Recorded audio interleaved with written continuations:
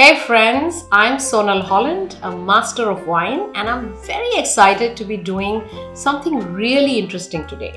I have in front of me 2 bottles of wines. I've poured out the wines in my glasses, so there are 2 wines here right here in front of me. And let me quickly introduce the concept. On my right is Chateau Pichon Longueville, Comtesse de Lalande.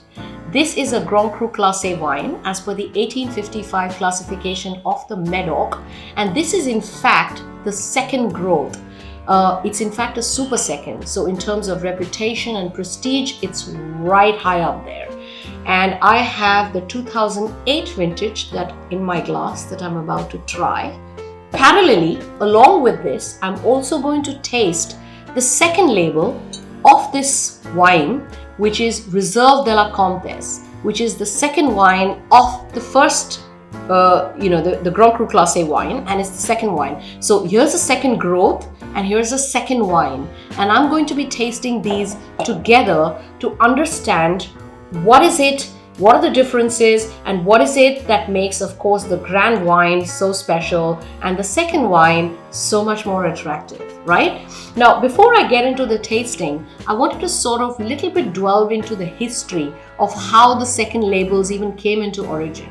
Some of you may think that this is a more recent phenomena and that we've started to see this more in recent years. But the truth actually is that second wines have existed for a very long period of time, even as far back as the 17th and the 18th century. They used to be made at the time because with the chateaus, they really wanted to create a second label which would be of a wine which was more approachable, which was easy drinking, and something that could provide almost like a showcase to the main wine. So wines, that were second labels would be obviously more widely distributed and would be far more accessible to consumers. More importantly, second wines are also those that come from parcels of vineyards that may be more recently planted. So in the world of wines, of course, the older the vine and the fewer the yield, the more special the wine ends up being. So in terms of vineyards that are more recently planted or grapes that are younger, they may give you sort of supposedly less concentration, less finesse, less depth. So typically grapes like these that come from the chateau may be used in making the second wine.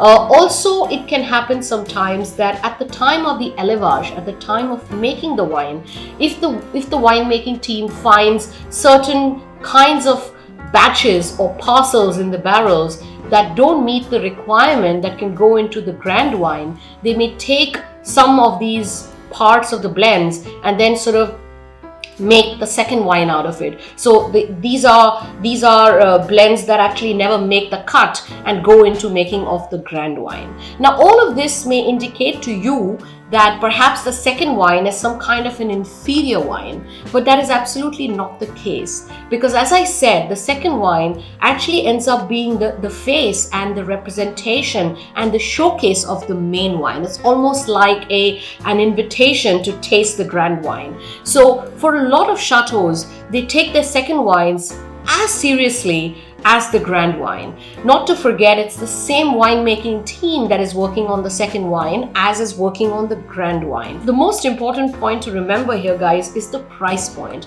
In terms of price point, the grand wine is almost 5 to 6 or even sometimes 10 times more expensive than the second wine. So whilst the second wine may be more widely distributed, more accessible, more approachable, the grand wine is almost like 5, 6, 10 times the price. It's that much more prohibitive in terms of investments or buying, and it's kind of almost then creating this story of limited supply and sort of creating a demand and creating an attraction among wine collectors to want to sort of upgrade from the second wine onto the grand wine. So that's really how the philosophy of the second label and the main grand wine label kind of works.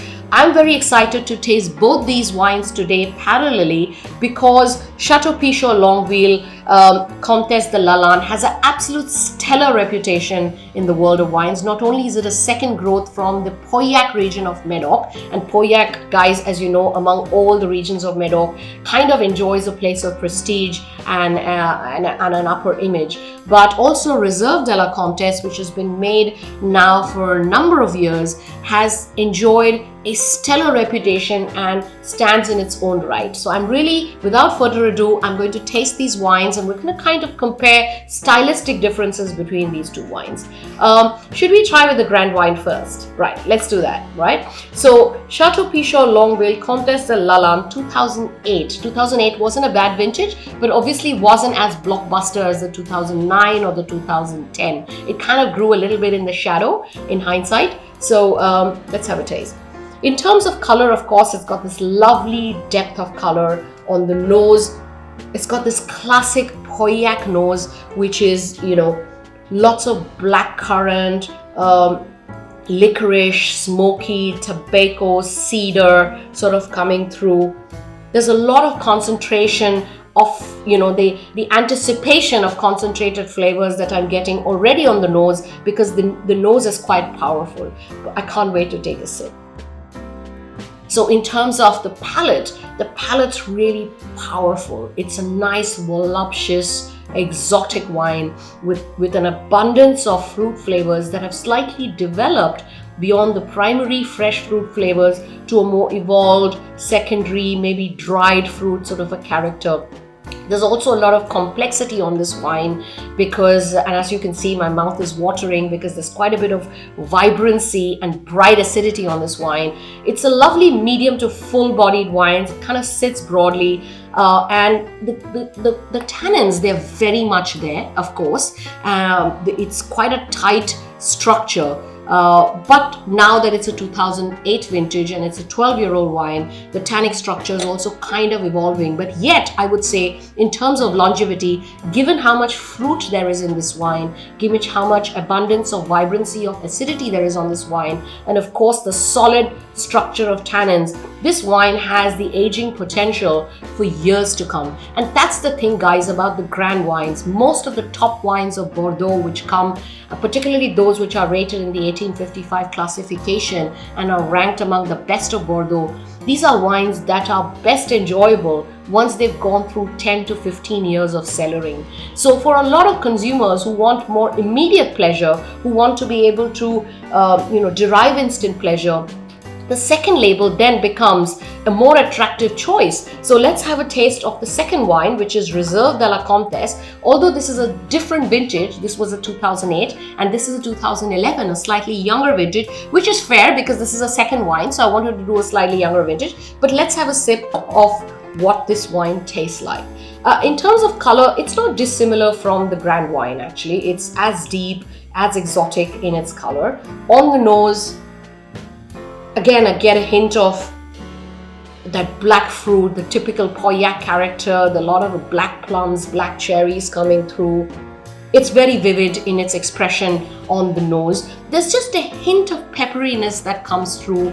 I wouldn't call it green or herbaceous of any sort, but there is a little bit of that smoky pepperiness, a little bit of that comes through, that perhaps to me indicates that this is a second wine and why it may not have made the cut in the Grand Wine, right?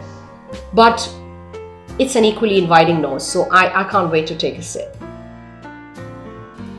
In terms of the palate, exactly as I expected, it's a lot softer. The edges are more curved, the structure is more dissolved, and the fruit is more prominent. So in terms of a wine, this is definitely a softer, a more approachable, a more, on the face of it, it appears like a more delicious wine, something that is more generous upfront rather than this one. Whereas on this wine, you would need to sort of decant it for a long period of time to allow it to sort of emerge.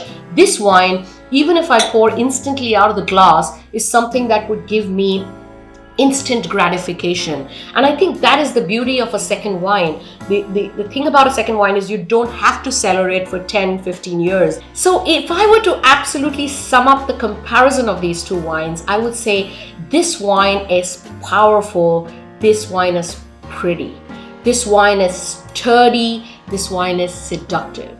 This wine is super fine. This wine is delicious. So there's no winners, there's no losers. They're both incredible wines, but you enjoy them in a different way. The occasion context is different, the enjoyability quotient is different, and perhaps how you would enjoy them, who you would enjoy them with, and why you would enjoy them would be for entirely different reasons. But both the reasons are extremely valid in the world of wines. That is what makes the world of wine so fascinating and so wonderful. Whatever the wine, there's always an occasion and there's always a reason to uncork and enjoy it. I hope you've enjoyed watching this video, guys, and I hope this information has been useful. Do subscribe and do keep watching. Cheers on that note. I'm going to try and swirl both of these at the same time. How about that, Skip? Cheers.